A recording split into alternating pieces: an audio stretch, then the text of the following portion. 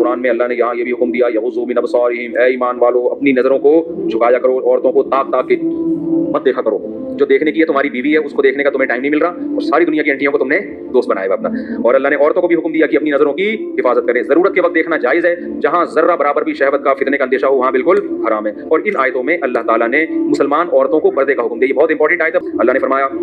کہ عورت اپنی زینت ظاہر نہیں کر سکتی سوائے اپنے شوہر کے، او آبائہن، اور اپنے باپ دادا کے، او آبائی بعولتہن، اپنے شوہروں کے باپ دادا یعنی جو سسر کہتے ہیں وہ بھی محرم ہے، اور ابنائہن، اپنے بیٹے، ابنائی بعولتہن،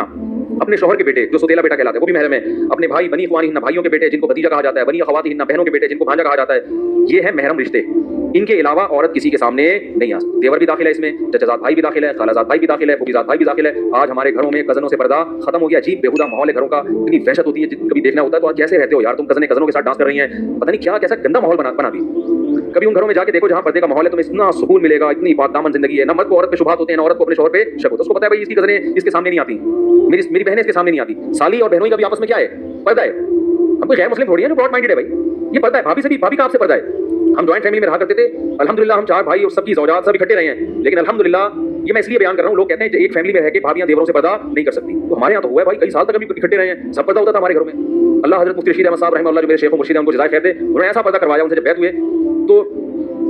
ایسا زبردست پردہ الحمدللہ ہمارے گھر میں ہوا، تو ہم ایک ہی دسترخوان پہ کھاتے بھی تھے، پردے کے ساتھ کھاتے تھے۔ تو یہ خام ایک وہم ہے کہ بھائی جوائنٹ فیملی میں پردہ نہیں ہو سکتا، تو یہ غلط ہے بھائی۔ چچا زاد بھائی، خالہ زاد بھائی، پھوپھی زاد بھائی، ماموں زاد بھائی، یہ سگے بھائی نہیں ہیں، ان سے شادی جائز ہے۔ اسی طرح ممانی کا بھی پردہ ہے آپ سے، چچی کا بھی پردہ ہے آپ سے، چچی بھی نامحرم ہے، ممانی بھی نامحرم ہے۔ ماموں مر جائیں تو آپ اپنی ممانی سے شادی کر سکتے ہو، چاچا مر جائے تو آپ اپنی چاچی سے شادی کر سکتے ہو، تو نامحرم ہو گئی نا یہ۔ سسر بہو کبھی قیامت تک بھی شادی نہیں کر سکتی، یہ محرم ہے۔ تو فرق کرنا پڑے گا محرم اور نامحرم کا۔ لبرل لوگوں نے یہ فرق کو مذاق بنا دیا ہے، تو یہاں اللہ نے قرآن میں عورتوں کو حکم دیا ہے کہ یہ وہ لوگ ہیں جن کے سامنے تم آ سکتی ہو، اور یہ وہ لوگ ہیں جن کے سامنے تم نہیں آ سکتے۔ اور آخری بات کہہ کے بیان ختم کرتا ہوں، سسر عورت کے لیے محرم تو ہے بہو کے لیے، لیکن بہو اس کو بلا حائل ہاتھ نہیں لگا سکتی، خوب سمجھ لیں۔ سسر اور بہو آپس میں کیا ہے، محرم میں پردہ نہیں ہے، لیکن سسر بہو سے مصافحہ بولو نا نہیں کر سکتا۔ ایک صاحب نے بتایا کہ میری شادی ہوئی ہے، میری بیگم کو چوڑیاں میرے ابا پہنا رہے ہیں ہاتھ میں، اور کہہ رہے مجھے تکلیف ہوئی تھی یار، اچھا نہیں لگ رہا تھا، بالکل غلط ہے۔ ابا اس کو جب سمجھاؤ تو کہہ رہے ہیں بہو میری بیٹیوں کی طرح ہے، تو سسر بہو کو ہاتھ نہیں لگا سکتا۔ بعض وقت گلے ملنے کا رواج ہوتا ہے، ساسیں دامادوں کو گلے مل رہی، بھائی بے غیرتی ہے، بے شرمی ہے، حیا بھی کوئی چیز ہوتی ہے، ماں کی طرح ہے یقیناً ساس، لیکن سگی ماں تو نہیں ہے نا، تو اتنا نہیں۔ اور پھر یہ رشتے بڑے خطرناک ہوتے ہیں، خدا نخواستہ سسر اور بہو میں کوئی ذرا سا بھی ریلیشن ہو جائے تو میاں بیوی کا رشتہ حرام ہو جاتا ہے۔ اس کی تفصیل میں کئی بار بیان کر چکا ہوں، زیادہ ڈیٹیل میں نہیں جاؤں گا میں، تو ریزرو رہنا چاہیے۔ اسی طرح یہاں بعض خواتین کو شکایت ہوتی ہے بہو کمرے میں اکیلی ہے، سسر صاحب دروازہ تھک کر کے کھول کے اندر گھساتے ہیں، یہ بے غیرتی ہے۔ اس طرح تو جوان بیٹی کے کمرے میں نہیں جانا چاہیے کبھی۔ جوائنٹ فیملی میں نا خواتین کو شکایتیں ہوتی ہیں، یا آئے دن آتی رہتی ہے شکایت، کسی کی پرائیویسی ہوتی ہے بھائی، یہ تو ساس کو نہیں یہ کام کرنا چاہیے کہ بہو کمرے میں اکیلی دھپ دروازہ کھولا اور اندر گھس گئی، کیا کر رہی ہے یہاں، اس وقت سے پڑی ہوئی ہے بھائی، آپ دروازہ نوک کر کے جائیں۔ یہ جو قرآن کہتا ہے کہ کسی کے گھر میں پرمیشن کے بغیر مت جاؤ، اس سے گھر نہیں، اس کمرہ بھی مراد ہے، اس سے ساس کو چاہیے نوک کرے ٹک ٹک ٹک، اندر سے آواز آئے گی نہیں 6 مہینے تک، کیونکہ وہ بہو ہے، مجھے پتا ہے وہ بڑی رہے گی، 6 مہینے بعد آنکھ کھلے گی، کون، تو وہ بتائے کہ بھائی میں تمہاری ساس لگتی ہوں رشتے میں، ڈانٹنے کے سلسلے میں حاضر ہوئی تھی، ٹھیک ہے نا،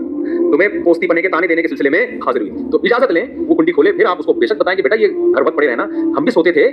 جب ہماری شادی ہوئی تھی تو ہم بھی بڑے سوتے رہتے تھے، لیکن 13-14 گھنٹے سے زیادہ ہم نہیں سوتے تھے، ٹھیک ہے، اس پہ ہمیں صلواتیں سننے کو ملتی ہیں، مڑ جایا کرتے تھے، تم تو 18 گھنٹے سو رہی ہو، یہ بالکل صحت کے لیے نقصان ہے، گھر کا ماحول خراب ہو رہا ہے۔ تو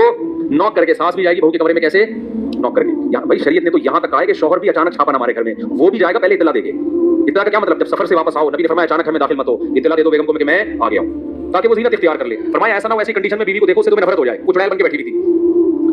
وہ چڑیل بن کے بیٹھی ہوئی ہے نا، آدمی کہا میری شادی اس سے ہوئی تھی، اچانک گھر میں،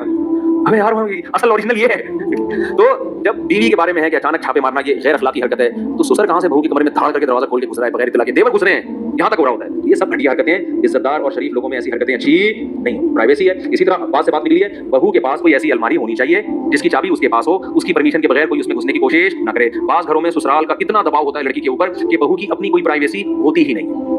اپنا سونا اپنی چیزیں رکھی ہوئی ہیں، کوئی ہے نہیں الماری، بھائی سب ایسا نہیں ہوتا بھائی، ہر آدمی کی پرائیویسی ہوتی ہے۔ ہم جب مدرسے میں پڑھتے تھے تو ہمارے جو گاؤں اور دیہات کے بچے ہیں نا، وہ نیچے سرسوں کا تیل اور کنگھی اور سرمے نیچے چھپائے ہوتے تھے، انہوں نے جیسے ہی استاد آتے تھے وہ ڈیسک کے نیچے چھپا دیا نا، کنگھیاں ونگیاں سارے، سرمے بہت لگاتے ہیں گاؤں دیہاتوں کے لوگ، اور سرسوں کا تیل پہلے زمانے میں اتنا سرسوں کا تیل لوگ لگاتے تھے، بچے لے کے اس کے سر سے اپنے سر پہ لگا رہے ہوتے، تو جیسے ہی ہمارے استاد جاتے تھے نا، وہ نیچے سے سرسوں کا تیل نکل رہا ہے، سر پہ مالش ہو رہی ہے، کنگھے ونگے ہو رہے ہیں، شیشے ویشے سے اپنے آپ کو سیٹ کرے، جیسے استاد ایک چھپڑ میں پیچھے چھپا دی۔ تو ہر آدمی کی کوئی پرائیویسی ہوتی ہے نا، تو اس طرح بہو کی بھی ہوتی ہے، تو اس کا بھی کوئی کمرہ ہو، اس کا بھی کوئی لاکر ہو جہاں شوہر کو بھی گھسنے کی اجازت نہ ہو سکتا ہے، اس نے کوئی وصیت نامہ اس میں لکھ کے رکھا ہو جو میاں نہیں بتانا چاہتی ہے۔ تو یہ سورہ نور کا تھوڑا سا میں نے آپ کے سامنے خاکہ پیش کیا ہے، جس میں زنا کو ناپسند کیا گیا، پردے کے حکام دیے گئے، پرائیویسی میں دخل اندازی کو ناپسند کیا گیا۔ اللہ تعالیٰ سمجھنے کی عمل کی توفیق عطا فرمائے۔